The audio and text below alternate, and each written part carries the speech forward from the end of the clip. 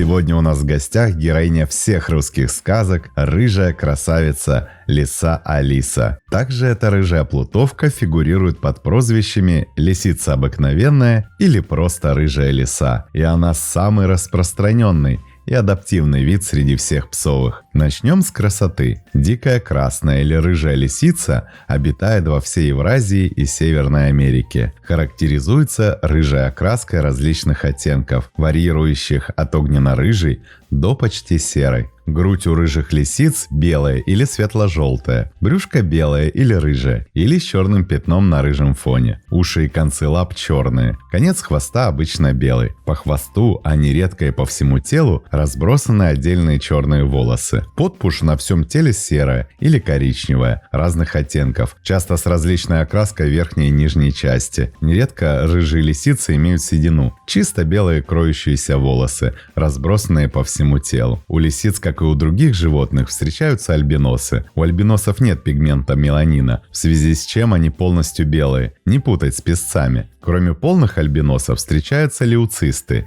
Частично или полностью отсутствует пигментация, что придает им довольно блеклый внешний вид. Наибольшее распространение в звероводческих хозяйствах получили лисицы, несущие мутантные гены, вызвавшие появление черной окраски. Известны две мутации, определяющие серебристо-черных и черно-бурых лисиц. Первая возникла среди диких лисиц в Канаде, вторая у лисиц Евразии и на Аляске. Да, хотя их обычно ассоциируют с рыжим цветом, они могут иметь различные окрасы. Итак, наша плутовка из семейства псовых, и она наиболее распространенный и самый крупный вид рода лисиц. Длина тела до 90 см, хвоста до 60, масса до 10 кг. Лисичка, хоть и принадлежит к типичным хищникам, питается очень разнообразным меню. Среди пищи, которую она употребляет, выявлено больше 400 видов одних только животных, не считая несколько десятков видов растений, но предпочитает она все же мышек. Самый интересный факт заключается в том, что рыжие лисицы используют магнитное поле Земли для охоты. Исследования показали, что лисы прыгают в направлении северо-востока при охоте на добычу под снегом,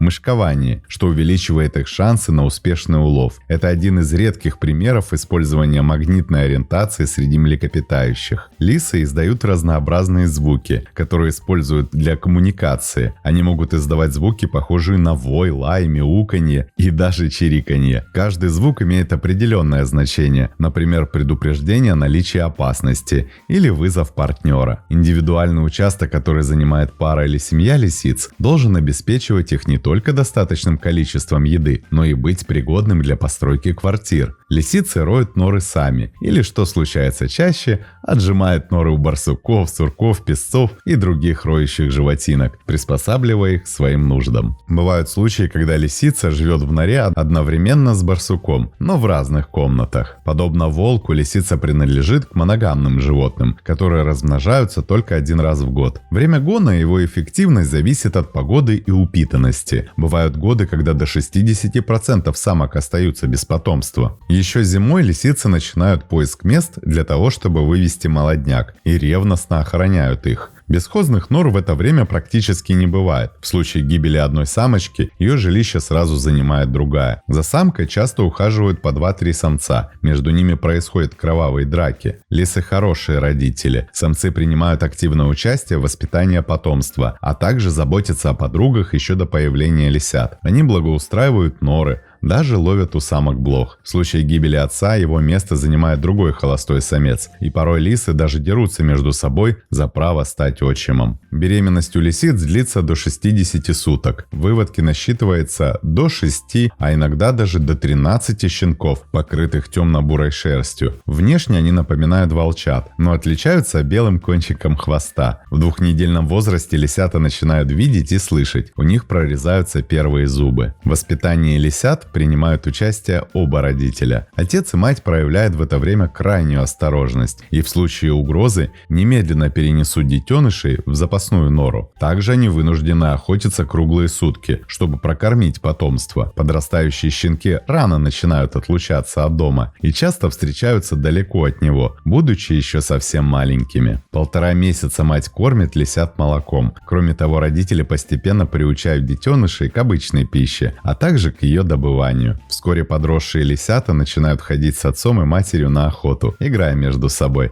приставая к старшим, подчас подвергая опасности всю семью. Со времени гона до окончательного выхода лисят из норы проходит около 6 месяцев. Рыжие лисы известны своей способностью адаптироваться к жизни в городах. Они могут жить в парках, на кладбищах и даже в промышленных районах, успешно избегая человеческого контакта, но пользуясь преимуществами городских ресурсов. Сегодня особо изощренные любители животинок обзаводятся неожиданными видами, за которыми нужен тяжелый уход. Но что не сделаешь ради пафоса и новых впечатлений? Каково же это держать дома настоящую лису? Селекционеры никогда не спят, и для вас может быть приятной новостью то, что домашние лисы – это разработка именно российских ученых. Начиная с 50-х годов 20 века в Новосибирском институте цитологии и генетики родился амбициозный проект по выведению домашних лис. Уже через 10 лет селекция принесла первые плоды. За основу эксперимента взяли самых обычных диких рыжих лис. Животных долгое время отбирали именно на основании одной лишь черты – дружелюбия. Как ни странно, выборка лис по характеру очень сильно отразилась на их будущем внешнем виде. Домашние лисы стали чуть меньше